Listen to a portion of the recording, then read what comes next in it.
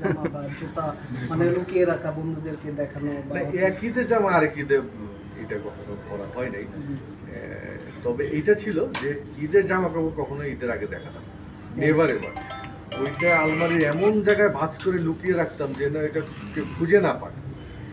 কাউকে দেখাবো না যে আমি কোন জামাটা বানিয়েছি বা কোন জামাটা কিনেছি বা কোন গেঞ্জিটা কিনেছি। নোবডি ঈদের মানে নামাজ শেষ হওয়ার আগে কাউকে দেখাইতাম না।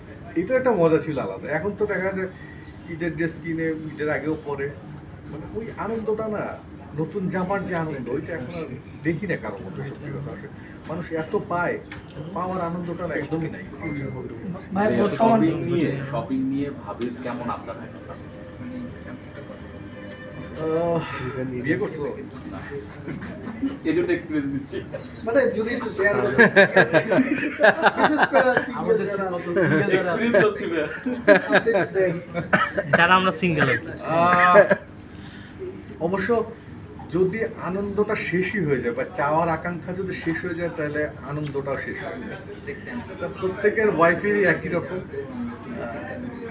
যেটা দিবেন ওটা আরো বেটার কিছু হয়তো থাকতে পারে, এটা থাকা ভালো।